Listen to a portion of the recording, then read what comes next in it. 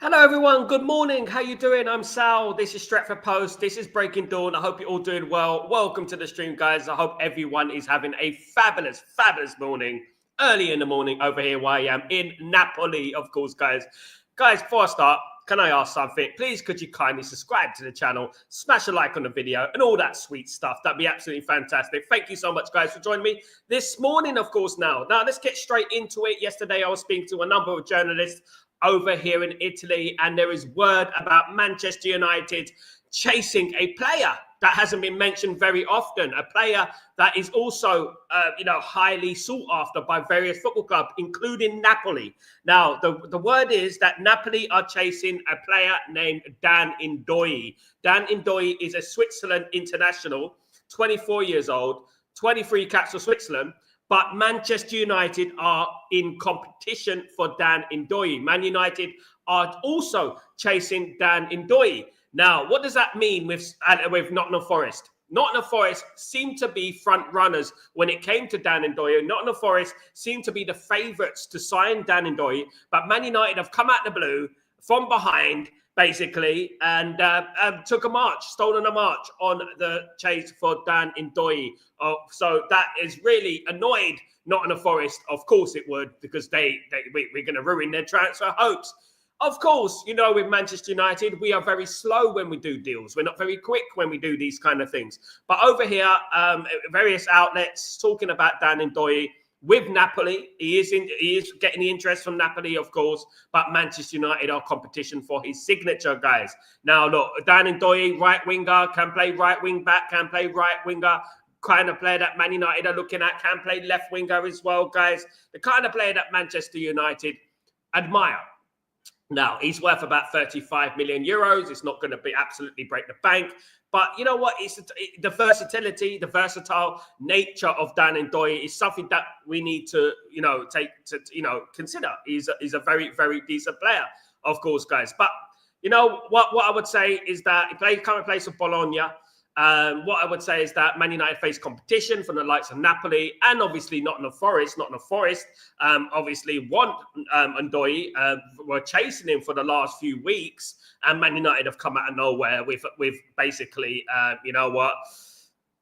So you know what we do? We like to hijack deals, do we? I mean, at least I hope we do. But we haven't hijacked many deals over the years. I think other teams hijack deals from us.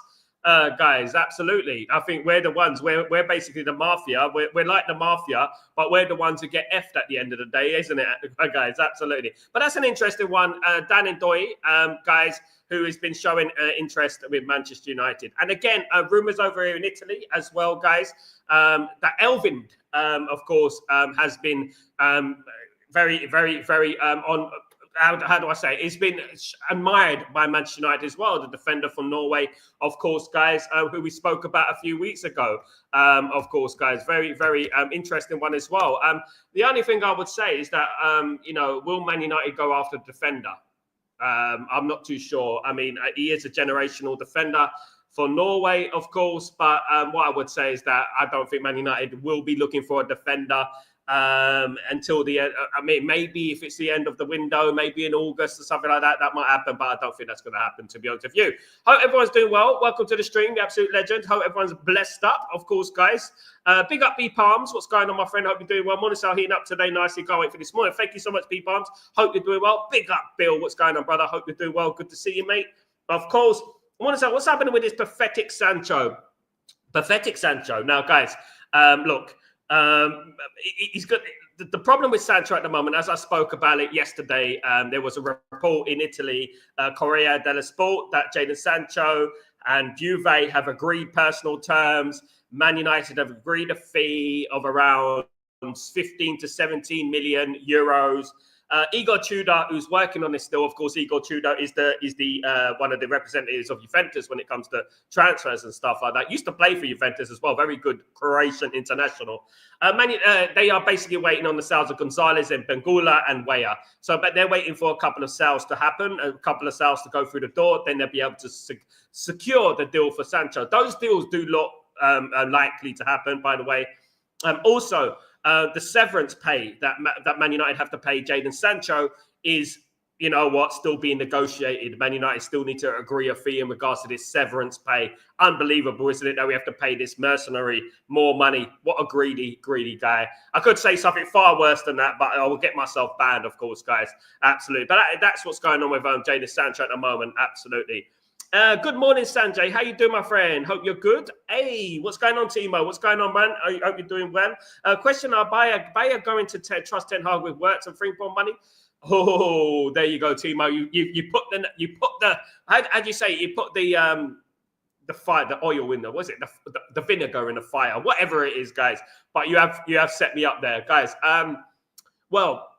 One thing I would say about Erik Ten Hag's tenure at Man United, he spent some money and he did make some questionable decisions in regards to the trust signings, not least Onana and Mason Mount and players of that ilk, of course. Would I trust Erik Ten Hag with money? No, I wouldn't. I think that should be decided with a conveyor belt of people. One thing you would say about Erik Ten Hag, Timo, is that when he was at Manchester United, he had the responsibility of doing all the transfers. Who said it? Someone said it. They said he was responsible for fixing a roof, and he was also responsible for transfers. He was responsible for this. He's responsible for everything. So what I would say is that he got some right, he got some wrong, and that's natural. Anyway, you know, he got Licha Martinez. Obviously, Licha Martinez is incredibly injury prone, but he got Licha Martinez right, didn't he? Got Licha Martinez right. I would say that. What else did he get right? Probably Lenny Yoro was right as well. He got that right. You know, that Mazraoui I think was a good signing as well. Yeah, I mean, there's a few in there that I think like are good signings. But when you're looking at things now in hindsight and you think about Rasmus Højlund and Onana and Mason Mount, you know, you could argue a few players in there, you know, that it just hasn't been a good success, has it? Absolutely not. Big up for Timo, by the way, you legend. Sal, morning, big up, morning, Soldier Rocks. What's going on? Good to see you again. Hope you're blessed, of course. Durex Zeal, morning, Sal. Watkins, I'm more interested in that. Big up, Durex. What's going on? Now, look, I want to bring this in regards to Ruben Amorim. Ruben Amorim has had a rallying cry in regards to what he wants at Manchester United. It seems that he wants a Premier League proven striker. Now, obviously, Vavel, Wilcox, etc., Barada are very interested in Sesko. Sesko is their guy. They want to bring Sesko in, but there seems to be a conflict of opinions here because Ruben Amorim wants a Premier League proven striker. Now, look, many people throw at me, you know, signings that come into the Premier League that were Premier League proven and stuff like that, i.e., Haaland and people like that. But let me just get this straight, okay? Look, you know, when players come into the Premier League, there is a certain generational sort of player that you buy that is good. Like, for example, Florian Wirtz going to Liverpool. He's obviously very good. Generational, right? There's a difference between that and Sesko. So when you look at Sesko, strikers are ultimately going to be judged on goals, right? Sesko scored 13 goals in 33 appearances last season. Haaland was banging in 30, 40 goals a season. Like, just like Ruud van Nistelrooy was banging in 30, 40 goals for PSV when he was playing for them. So when players come from another country, you have to understand that there are some players that are worth the risk because everything's a risk, by the way. Ollie Watkins is a risk. It doesn't matter. At the end of the day, he might come to Man United, get crippled and stuff like that. And you know what I mean? As I, you know, and what I would say is that there is a difference between a risk and what needs to happen, and it should happen because obviously the player is generational, like an Al Haaland and stuff like that. And there's a difference between a player that represents a statistical risk, like i.e. Sesko. So Sesko has got like 13 goals and 33 appearances. Is he going to transform that into the Premier League and score more goals? Because we need more goals than that. And that is the risk we're talking about. When you think about Haaland and you think about players like that, you think about, well, you know what, lots of goals. Mbeumo came into the Premier League. He wasn't a Premier League proven striker, but he's proven himself in the Premier League now, hasn't he?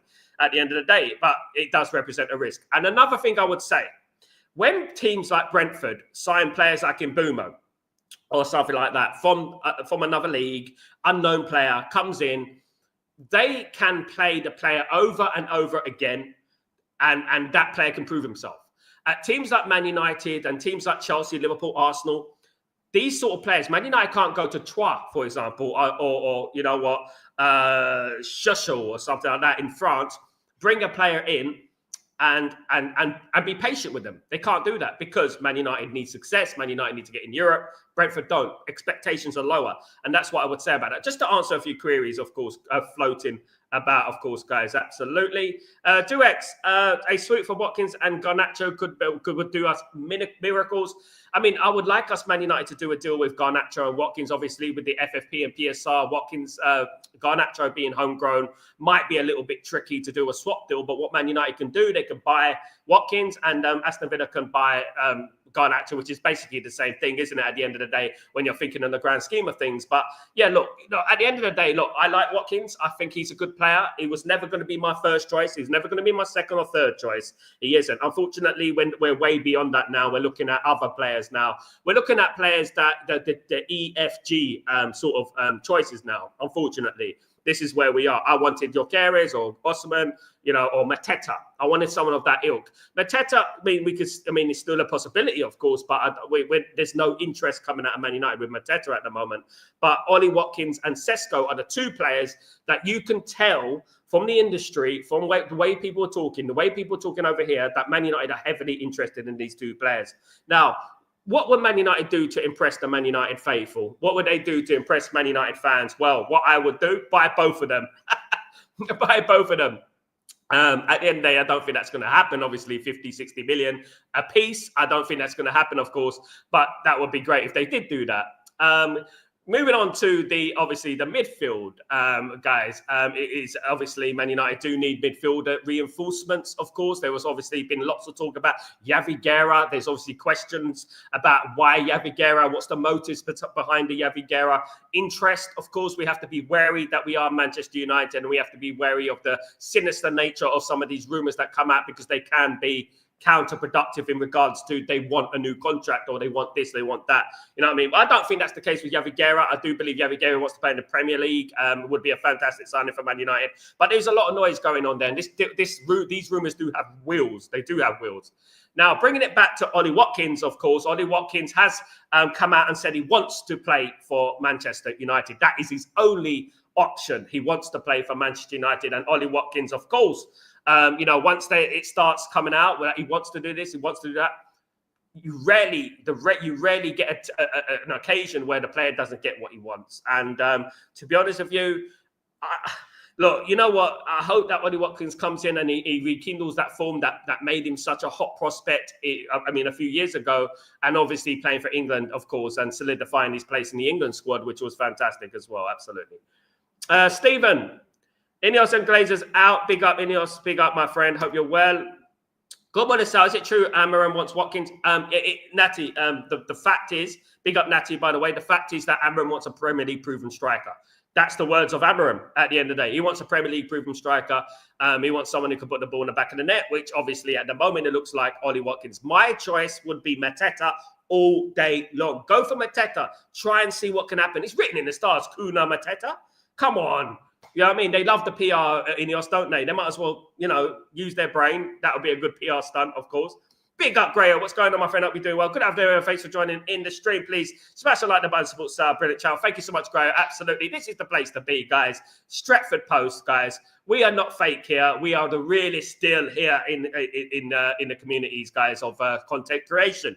Of course, guys. Absolutely. Stay here or be square. Absolutely. Thank you so much, guy. Absolute legend. Of course. Good morning, Tyberg. What's going on, you legend? How you doing, brother? Hope you're doing well. This channel became part of my daily routine. Thanks to Sal and a great community. Tyberg, thank you, mate. Thank you. Absolutely great to see you here. And big up the loyal ones as well. It's been here for a long time, guys, because there are some people who come on here and fish in my community, trying to get people to go to their channel, lure them to their channel. But you know what? The real ones stay at the end of the day. That is what it's all about, because this is the best channel, guys. We got rid of the weirdos. The weirdos go to the other channels, and the real ones stay here, guys. Absolutely. Thank you so much, Tybo. You absolute diamond. Thank you very much, my friend. Then Duex. And Doi now. I don't see happening in the window, to be fair. Let's get up a striker and a central midfielder. And then athletic, progressive. Now, look, you know what I would say, Denzel, Duex, Zil, is that this window is strange because there's obviously week by week it's changing, and we're getting names out here. Now, I'm in Napoli at the moment. I'm in Italy, so I'm getting a different perspective. I'm getting news out here about certain players that you wouldn't hear in Europe. You wouldn't hear, sorry, it is in Europe, but you wouldn't hear in England, and you wouldn't hear like in other countries, right? So I'm getting a lot of news out here, a lot of outlets, and the people I rely on over here are telling me that, Man United, are battling Napoli for Ndoye, and Man United are going for Sesko, for example, and names like that. And, there's a lot of names that I'm hearing over here, which is more solid. And basically, in regards to the Ndoye, Napoli and Nottingham Forest are going lock horns with Ndoye, for Ndoye. And Nottingham Forest have been working on this deal for about a few weeks now, so have Napoli. But Man United have come from behind, not like that, but you know what? They've come from behind and they're going after the player as well. So could face late competition for Manchester United is the exact words, of course, guys. So that is very, very interesting, because at the end of the day, are we? Could you see Man United actually doing a deal like that? Look, I don't know at the end of the day. What I would say is that the INEOS are not giving me any hope. They haven't given me any enthusiasm, any excitement in this window. But you're spot on in Durex, by the way, Zil. Big up yourself. I think central midfielder, athletic, progressive, absolutely. Someone who could bring the ball forward, a number 8 kind of player that can bring the ball forward. We need that kind of player, a Baleba sort of player, kind of a guy who can get that ball forward. But are Man United going to do that deal? Are Man United going to get a midfielder? Now, my biggest concern about Manchester United at the moment and Ruben Amorim is obviously the Bruno Fernandes situation. Bruno Fernandes is more concerned about stifling Bruno than bringing in a player that is going to contribute towards the team. My advice to Ruben Amorim would be, buy players that fit the team and don't show favoritism to players. You know what I mean? Doesn't matter who they are. You have to be successful, you have to make some very unpopular decisions, unfortunately. It's not going to be a popular thing with the fans, is it? But winners make big decisions. Winners make big decisions. And I think that is what Ruben Amorim has to do. Big up, Durex. Good to see you, mate. Bill. Loving the transfer window. We link to every player. It beats when we are only in for the likes of Frankie de Jong. I love the wall to coverage on many YouTube channels. By the way, you're first on my list. Thank you. Thank you so much, Bill. Really much love to you, brother. Thank you very much, mate. Absolutely. It's good to have a real Man United fan, a long-time Man United fan on the channel, of course, guys. Absolutely. Big up yourself. Look, at the end of the day, it is called silly season, but I try my best to only report things that I hear. Now, there are going to be players linked to Manchester United. It doesn't mean they're going to sign Man United. They're going to sign every single player that we're linked to. But that doesn't mean that it's not true. So basically, Man United could be in after Ndoye, for example, and are interested in Ndoye, but they might not make the move for him. You know what I mean? For example, Richard Rios, right? Some people say we weren't even in for Richard Rios. Man United were aware of Richard Rios from 2024, as I mentioned in last January. 2024, Man United were interested in Richard Rios. Unfortunately, Man United couldn't do 2 deals at once and can't go after that player, and that player when they're trying to do the Mbumu deal at the time. And also the striker situation needs to be sorted as well. So Man United were incapable. And this is where we go wrong as a football club, is that we're incapable of doing deals all at once, a couple of deals at once. We're very one-dimensional in regards to how we do deals, tunnel vision. And we're going to lose out on players, just like we lost out on Quenda. Of course, we lost out on Gyökeres. We didn't even bid for Gyökeres at the end of the day. But obviously, Man United were interested in Gyökeres. Gyökeres is kind of using Man United as well as leverage for his transfer to Arsenal, of course, which is, disgraceful. But, we'll see you on the first Premier League game of the season, of course. But what I would say is that, there's going to be players that have been linked with Man United, and a lot of those players won't come to Man United.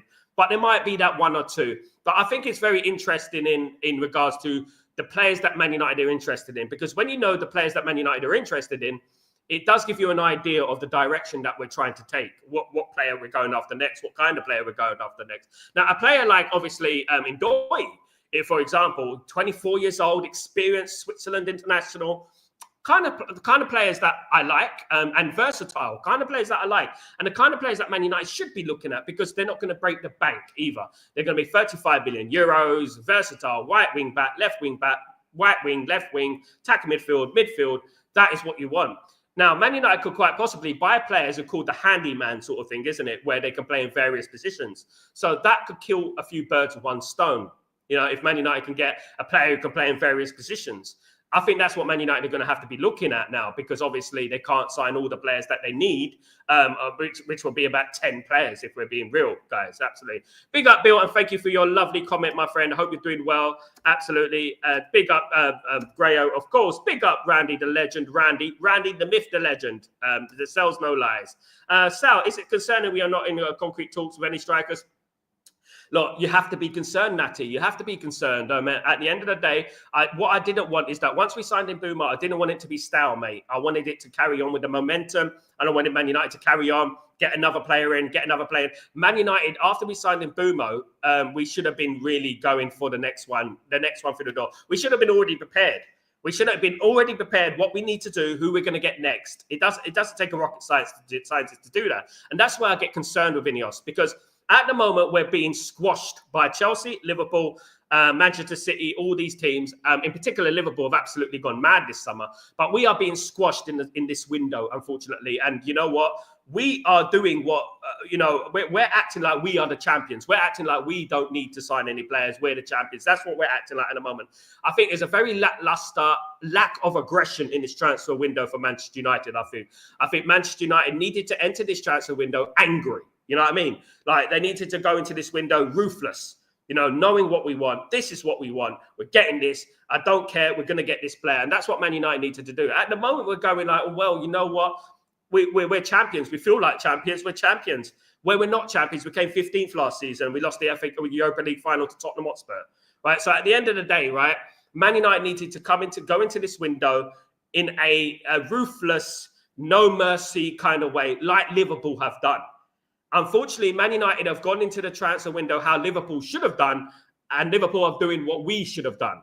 Because at the end of the day, Liverpool didn't need to buy Florian Wirtz and Frimpong and Kirkes and Ekitike and all that. They were already champions. All right, they needed to replace Robinson and stuff like that, but they didn't need to. When you think about the grand scheme of things, but they did. And they've improved their squad significantly. Spent nearly £400 million on players, guys. So that is obviously concerning for me. And you have to be concerned. You have to be worried about INEOS. We have to be patient, yeah, but this window is getting shorter and shorter day by day. It's getting shorter and shorter. The window's not long. By the time it's going to be August. What is we now? 24th of July? It's going to be August, guys. It's going to be August. If we told you way back in June that Man United will still be working out deals in June, you'll be like, what the hell? My goodness me. Big up, everyone. Big up, Gray. Absolute legend. I'm seeing Sancho milking my team to the very end of the window, so it really sucks. Look, at the end of the day, one thing I've noticed, Durex, my friend, about Jadon Sancho. Jadon Sancho is manipulative. He's a bit of a spoiled little brat. I mean, those who know and know. And I wouldn't be surprised if he does something like that, because at the end of the day, the cards are in Sancho's hands. Sancho has the power here. Unfortunately, as much as we love to deny it, he has the power here.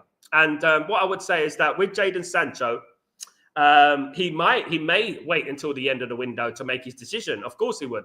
But there is a lot of rumours coming out here in Italy, in particular with Juventus and Napoli.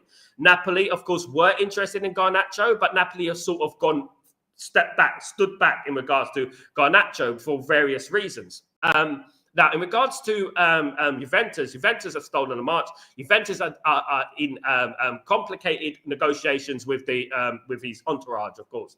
So what I would say is that now Juventus are in a concrete, deep conversations with his entourage. That does look likely to happen.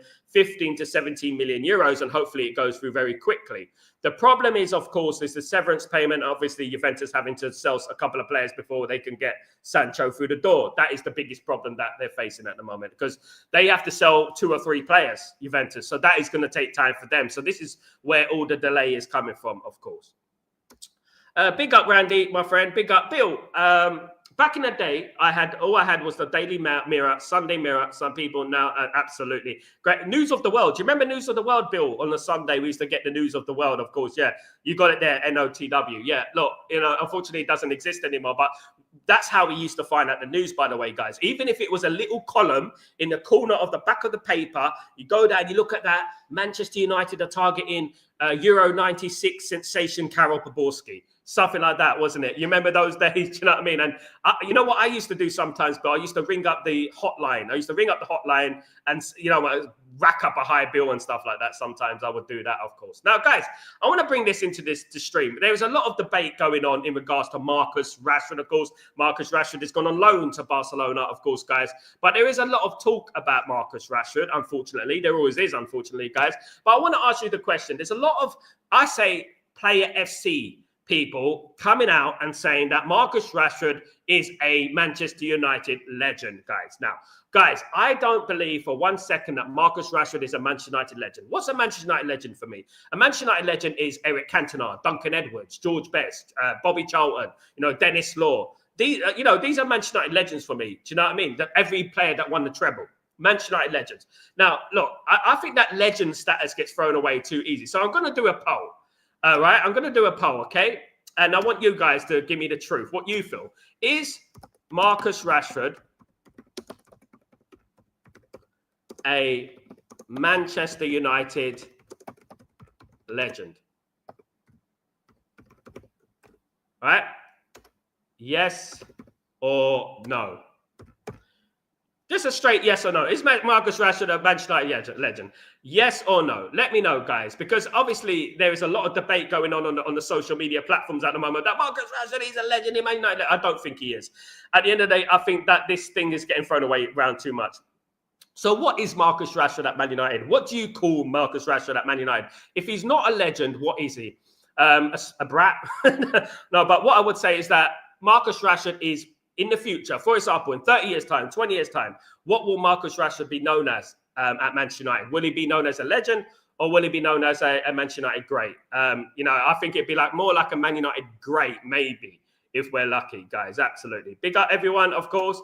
Timo, the Leverkusen doesn't trust Ten Hag at all. They are quite afraid, to be honest.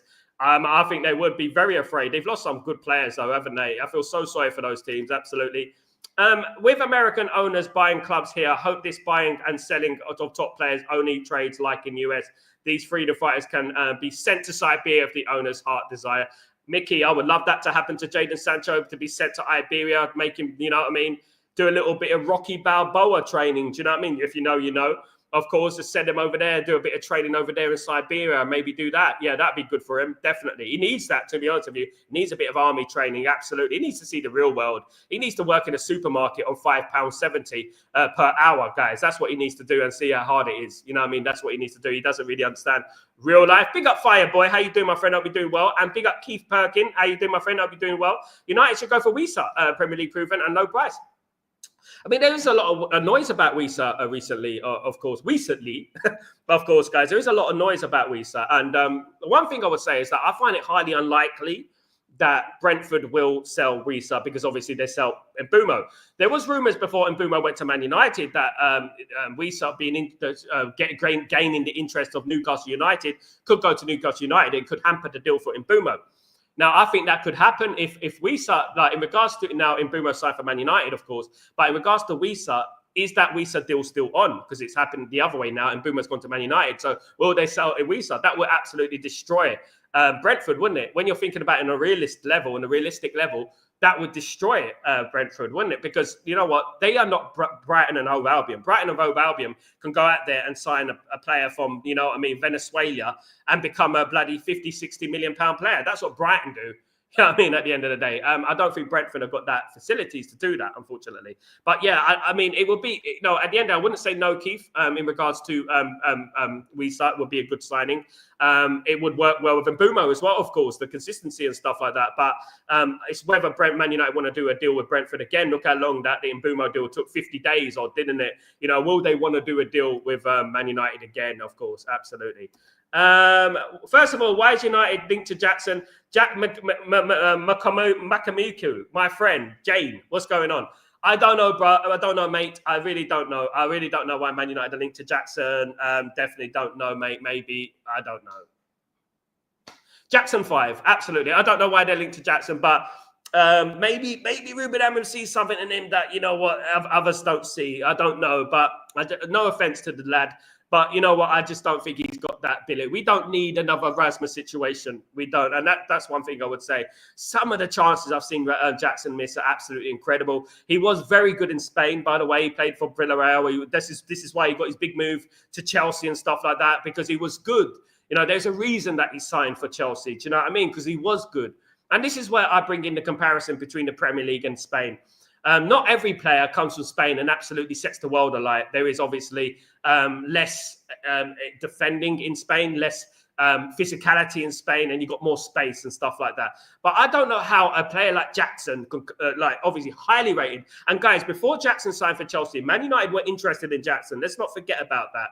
Yeah, Man United were interested in Jackson because of his goal scoring and his physicality. It was called the new Drogba, wasn't it? Unfortunately, some people, when they make their big move, for example, going to Chelsea, the pressure gets to them. And that's where you separate the great players from the normal players. You know, like there are good players out there who've gone to the Premier League and completely folded. Guys, I'll give you an example. Andrei Shevchenko. You remember Andrei Shevchenko? When Andrei Shevchenko was playing for AC Milan, banging in the goals, 30, 40 goals a season for a good 5 to 10 seasons, right? That guy was an absolute animal. At Dynamo Kiev, the same thing, banging in the goals. Soon as he went to Chelsea, over.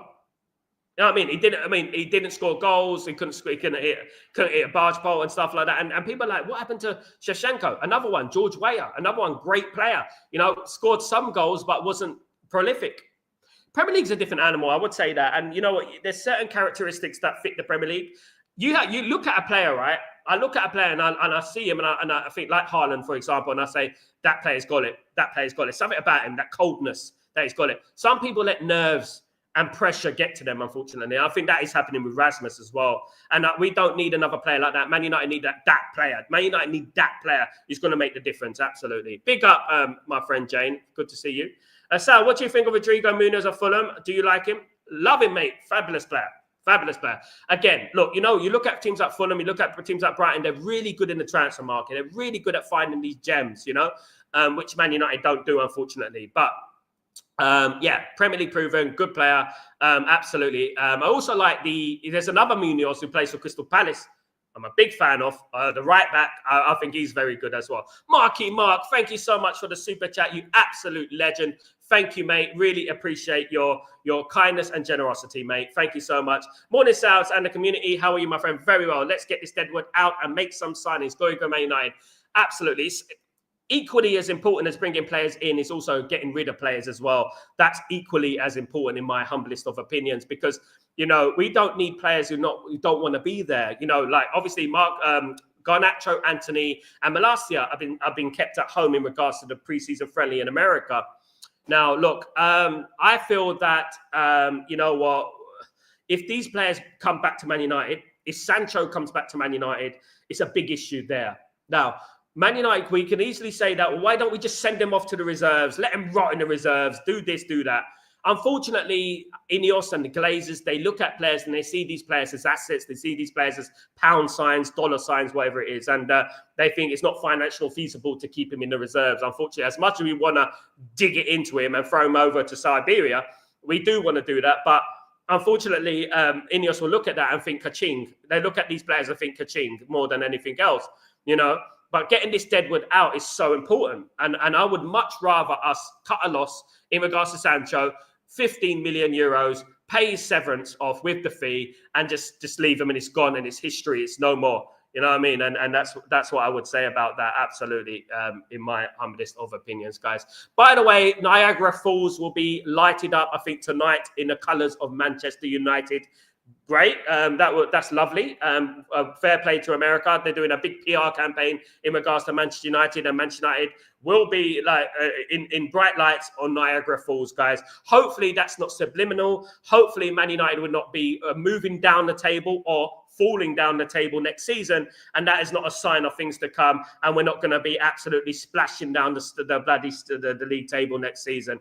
Absolutely. We don't want to fall like Niagara Falls. That's one thing we don't. We want to go up. Maybe they should have put us on the Empire State Building or something like that. Maybe something of that ilk. would have been more sufficient and would have given us a more of a subliminal hope. We're in that sort of period now where we're looking at divine inspiration. That's what we're looking at the moment, because at the moment, Man United are in a bad place. And you know what?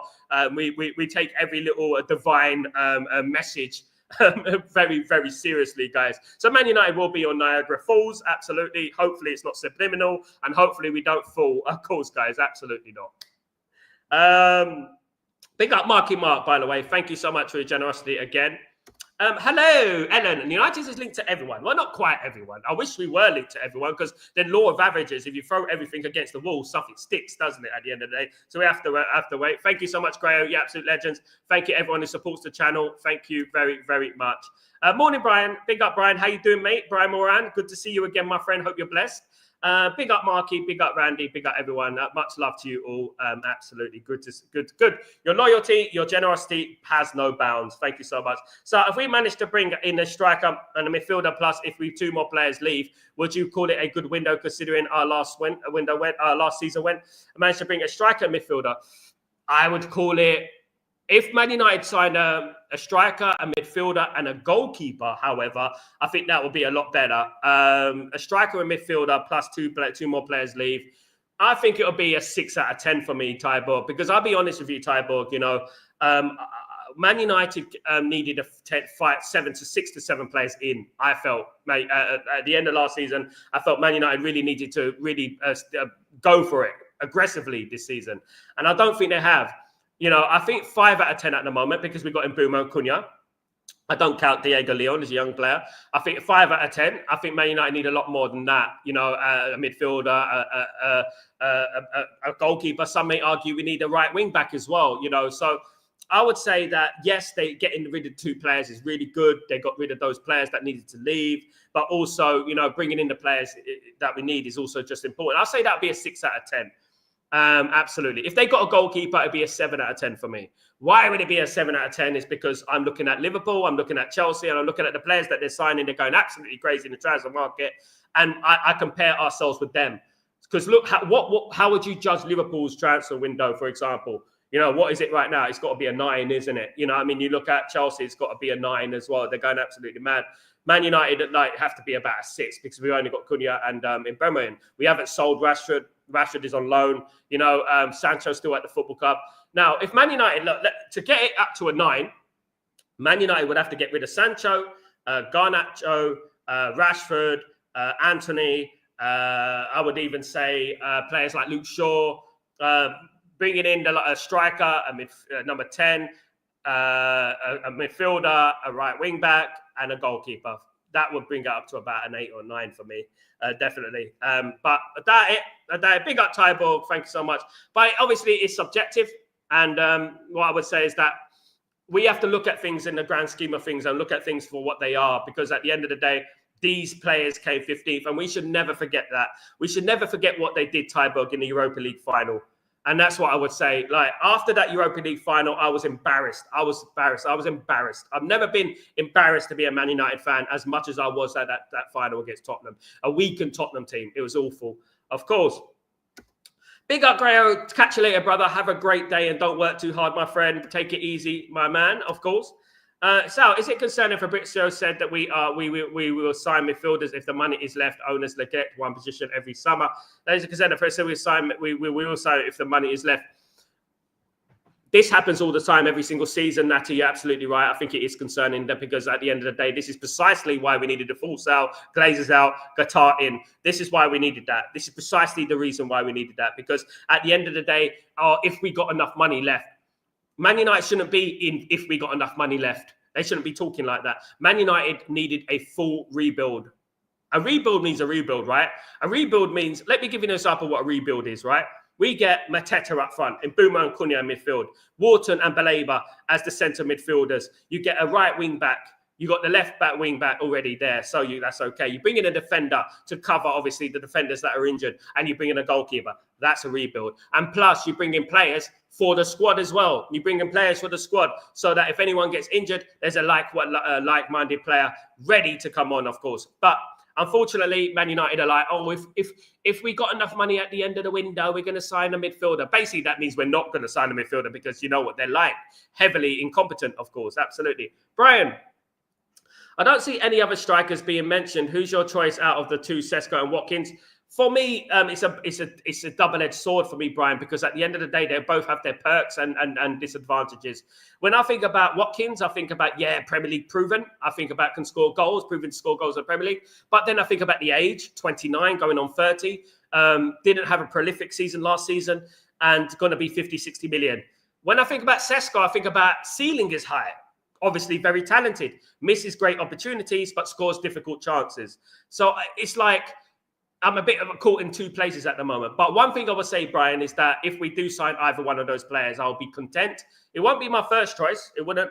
Even now, I would say that Man United should go after Mateta, in my opinion. It won't be my first choice. But what I would say is that, you know what, any one of those players will improve our team right now in regards to scoring goals. Absolutely. It will also help Rasmus Højlund as well, because having a striker, a different striker to compete for that position. And obviously, we won't need to rely on Rasmus Højlund so heavily. Now, there is rumours coming out of Man United that Man United may start the season without a recognised striker. And this is exactly where we go wrong. This is exactly the problem that we envisioned at the beginning of the window. Man United are just too slow in doing business. Why can we not get a midfielder before the start of the season? I do not understand that. That is ridiculous.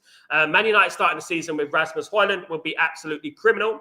I think Man United, if we do go into the season against Arsenal, the first game of the season, Man United should play Xerxes up front. That's what I say. We shouldn't be relying on him anymore. But it is unacceptable that Man United should go into the season without a recognised striker, in my opinion.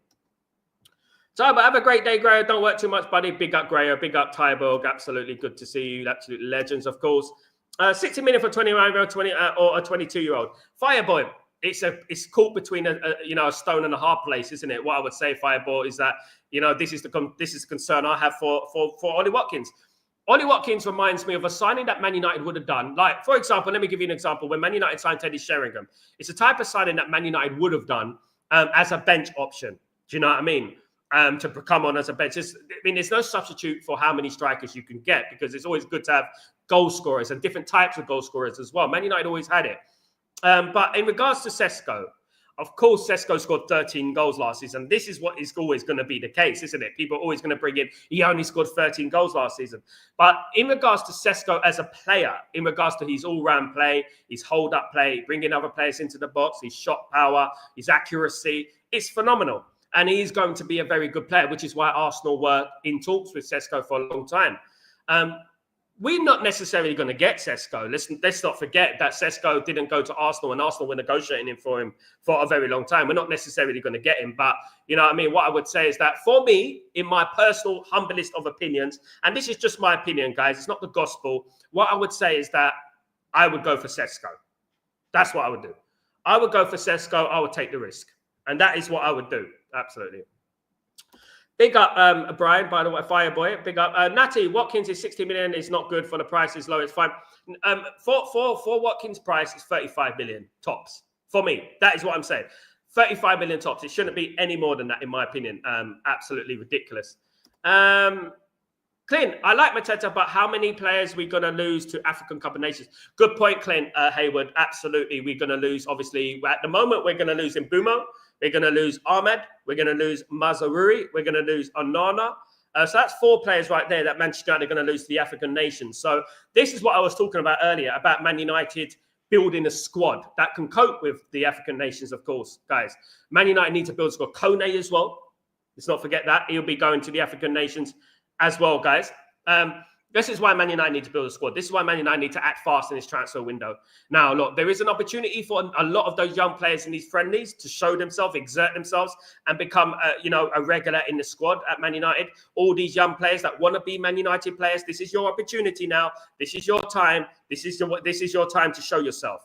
Now, that would help Man United significantly if we can get young players shining and, you know what, could be part of the squad, especially when the African nations occurs. We got these players to just step in and naturally be good enough for us to carry on.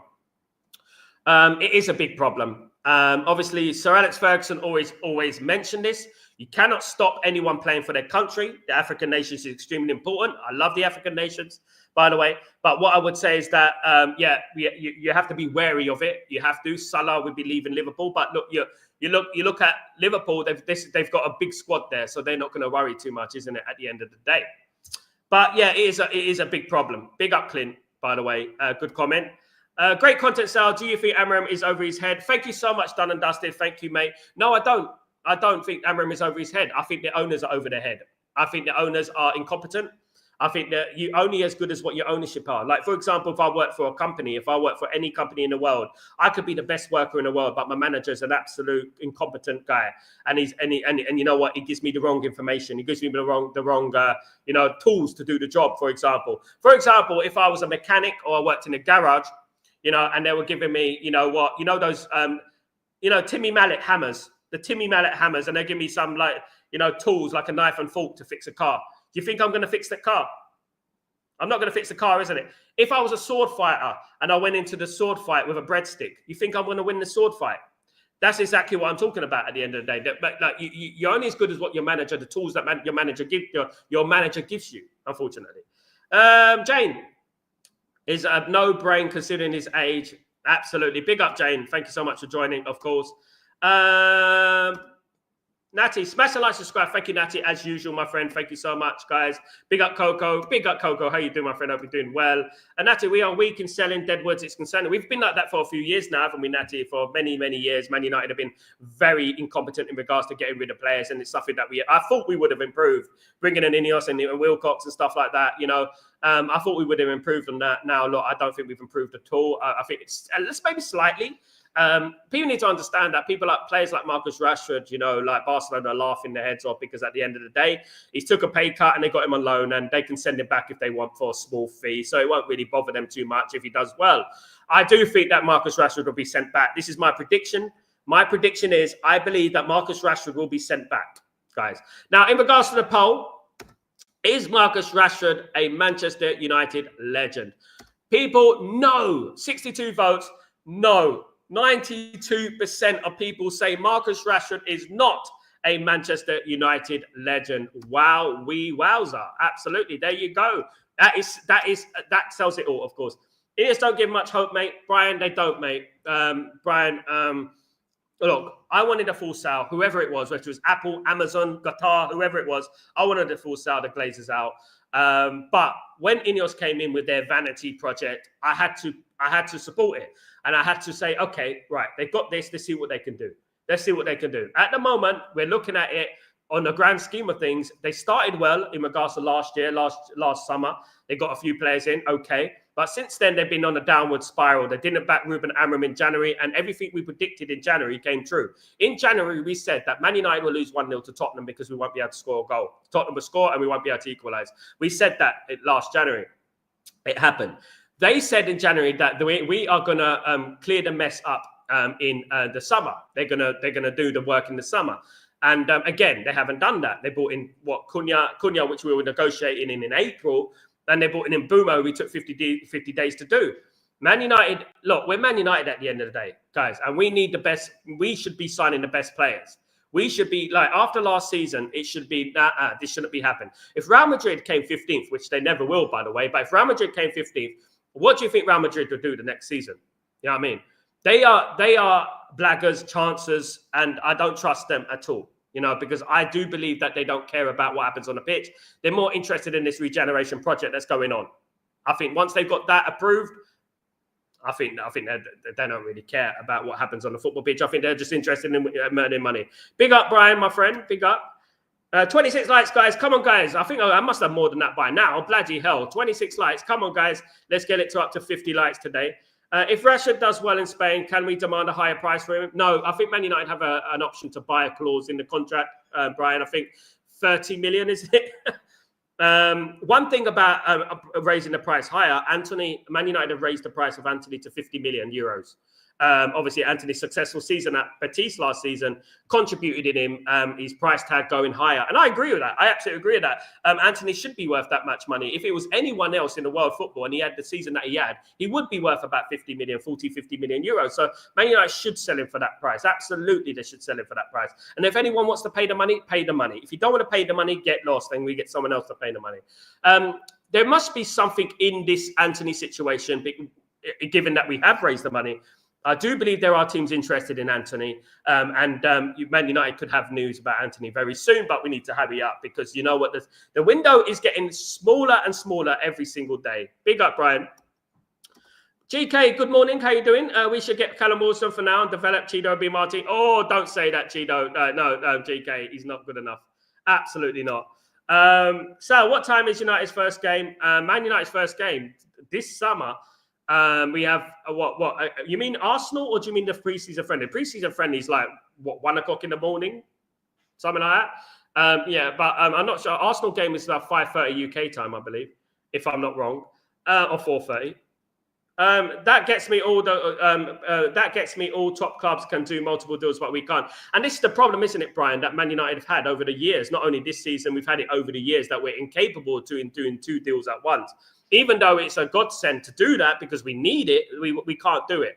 You know what I mean? And Man United should have been working on the striker already. Man United should have already had a deal in place for the striker. Man United should have got the momentum of Mbeumo and moved on to a striker straight away.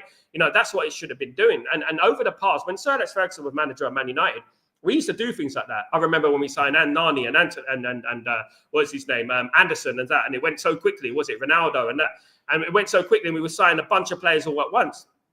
That's what I think Man United have been missing over the years. We need that, you know, that ruthlessness, that anger in the transfer market. And we haven't got that. We're approaching the transfer market lethargically. And we're not really, like, how do I say it, passionately going after the players that we feel that can improve this football club. We should have already had a plan. Of course, Omar Barada said after the Hong Kong game that we're not panicking, we're relaxed. We've been working on these deals for months and we're relaxed. Where is it then? Okay, the Mbeumo deal, I can tell you right now that Mbeumo deal you were not working on for months. You started working on Mbeumo in June. Okay, this is what I can tell them. So what is going on with the rest of the players? Do you know what I mean? Absolutely. Big up, Brian. Randy, what if by miracle he hit the 30 goal? Big up, big up. I mean, I would love to see a player score 30 goals, of course. Morning, Sal. Morning, Dembo. How you doing, my friend? Hope you're doing well. I hope you're well, family. Big up from Yorkshire, Grim Yorkshire. No, I mean, my dad's from Yorkshire. But yeah, it is. Is it raining over there? Well, it's hot here in Naples. It's hot here. Hot in here. Big up, Darren. What's going on, my friend? Hope you're doing well. Sancho have scammed United for years to get the value. Absolutely, mate. How anyone, Darren, could turn around to me and say Rashford is a Manchester United legend. Oh, my God. I cannot believe what I'm hearing. I think, are these people been hit by a horse when they were born? Because I'm looking at it and I'm thinking, what are you talking about, mate? Marcus Rashford, a legend. Mad, isn't it? Let's get KDB on the free. He's gone to Napoli, Randy. He's gone to Napoli. Brian, aren't our deal makers in the USA on the tour? So how do we do deals? Brian, one thing I would say, like, I don't know that, Brian, but I did mention it a week ago. I don't want to see Omar Barada, Wilcox, and Vivell in America. I don't. Unless there's some talented young player who plays for the Metro Stars, I don't want them being in America. They should be in Europe or at the destination where that player is talking to players to get players in. I don't want to see them with their sunglasses and their cap and their tans talking about what they're going to do. We're excited for the new season. I don't want to see that in this summer. I tell you this one time, Brian, right? If I see Barada, Wilcox, Jim Ratcliffe, Vivell in America, whining and dining, enjoying the atmosphere, I'm going to go absolutely ballistic. Because they should be working on deals. And we know, people say, oh, but there's Skype. They could do deals on Skype. They can Skype them. No. That's not how you do deals. You know what I mean? That's not how you do deals. Man United need to get the deals done quickly. And how do you do deals done quickly? You visit the source. You go and visit the players, the manager, the agent, everything. You don't just sit in America, wherever you are in America, with your pina colada, drinking and saying, oh, don't worry, we'll Skype him later. We'll get him later. I'll text him later. Don't worry about that. We need people who want to win at this football club and not bloody use Man United as a promotional tool for yourself and your tan. Big up, Brian. Tucker, if United go for Sesko, maybe also go for Wilson as a cover player. He gets lots of rest in between games. Big up, Tucker. If Man United got Sesko and Wilson, that will be different, Tucker. I wouldn't mind that. That would be good because that would mean that we have firepower. Off the bench, of course. Brian, 400 million, Jesus, we could only do that. Bloody, I know, mate. No, not anymore. In the past, we don't do deals while on tour. Hope it's not the case as well. Exactly, Darren. Exactly. We don't do deals during tour. And there's a reason why we don't do deals in tour, because we're incompetent. That's why we don't do deals on tour. And this situation, we can, we should never forgive them. But in this particular situation, Man United need them to be working their butts off right now. Not going on tour, watching football matches. They need to do their job. They need to do their job at the end of the day. Do you know what I mean? They need to do their job. They need to get going, get a step on. Because this window is a failure right now. Yes, we got Mbuma and Cunha, but that is not enough. That's not even 20% of the window that we needed. You know what I mean? I'm looking at it, and that's ins and outs. I'm looking at it right now, and you're like, you know, where, oh, yeah, I can imagine right now. I can imagine it right now. They're in front of the TV cameras at the full time, you know, against whoever we're playing, West Ham, and talking about what we're going to do in this market. We're relaxed. We got time. I don't want to hear that. I mean, guys, if they do that, I'm going to lose my plot. Anti-hero, Mateta, I agree. Big fan of Mateta. Anti-hero, big up yourself. Hope you're doing well, of course. Absolutely. Brian, Sancho, as I see, he'll sit it out. Sancho's going to be at home, isn't he? He's not going to America. Buying Sancho was our worst deal ever. Yeah, in the grand scheme of things, pound for pound, worst deal ever. We've had a few of those over the years, haven't we, Brian? We've had, obviously, Alexis Sanchez and Di Maria kind of signings, of course, guys. We've had a few of those kind of signings over the years. Can you imagine, Brian, during the early turn of this century, we had those Juan Sebastian Veron, who was actually a very good player and actually a very good professional, right? And would walk into this football team right now, and we were complaining about Juan Sebastian Veron. That is levels, right? That is level. And he was a world-class player, guys. That is levels. Now, look, we got Sancho. Unbelievable. Tybo, Sal, I just started writing a message and you said the exact thing. You ruined my post.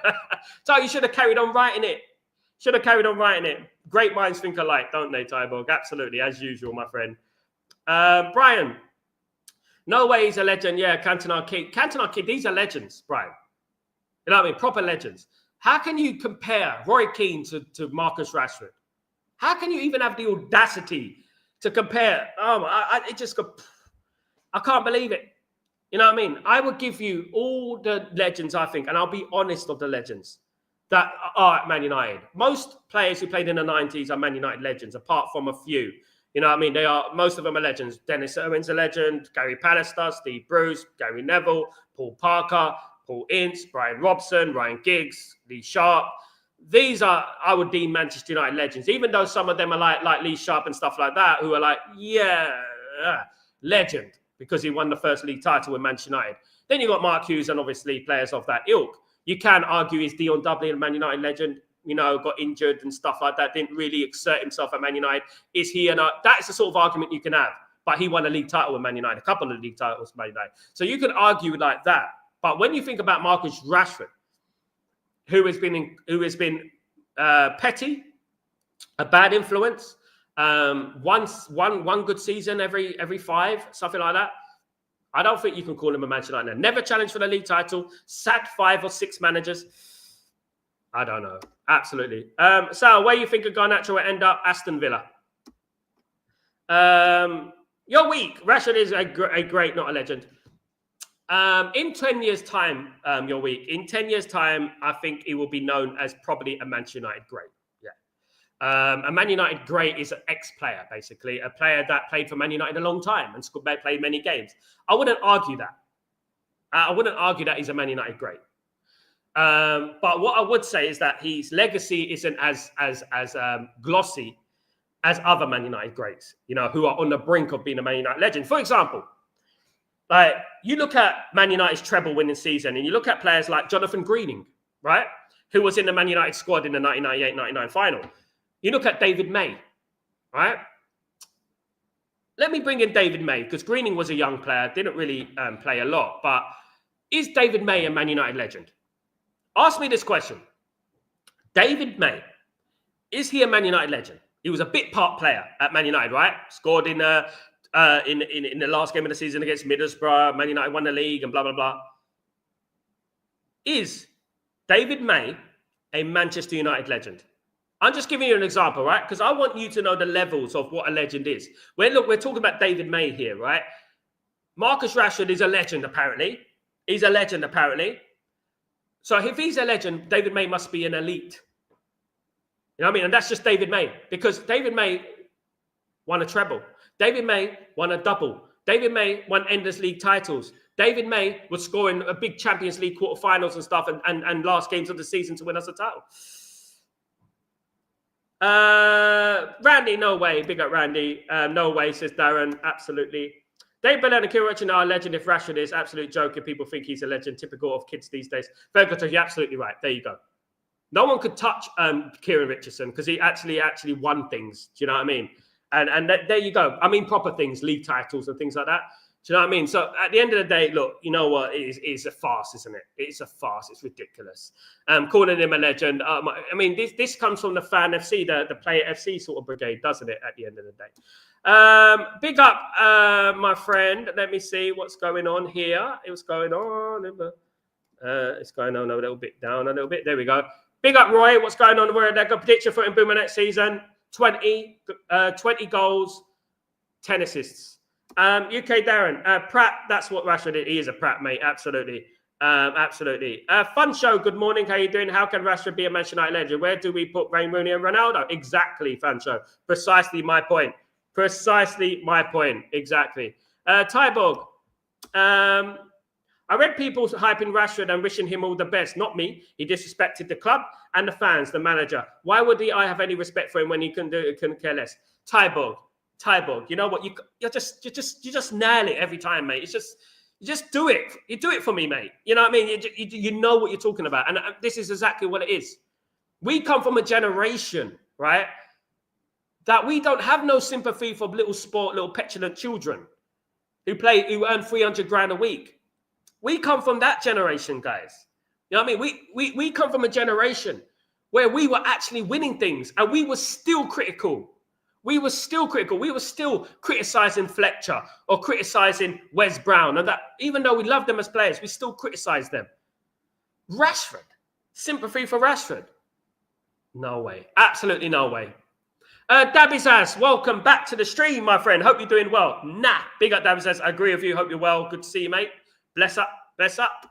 Rashford is never a legend. I agree with that, Jane. Spot on, my friend. Hot take, says Roy. Atletico de Madrid. Rashford haters can suck themselves. Has a great goal scorer. A few off seasons doesn't change him. Hot take. Rashford haters can go suck their... I don't know whether you're joking or not. There you go. Oh, my goodness me. I mean, that is definitely a joke if someone said that. Lots of legends under Sir Alex Ferguson. Yeah, there is. Lots. Probably a lot of them, 90% of them are legends. And, you know what I mean? This is why I you know, at the end of the day, there are players that play for Man United who actually won things for Man United are not deemed legends. You know what I mean? And this is what I would say. Why are we deeming Rashford a legend? Because he's vibes. You know what I mean? It's ridiculous. Big up Santalero. How you doing, my friend? Rashford is a Manchester United. It's just that at the moment people are upset with it. No, he's not a legend, mate.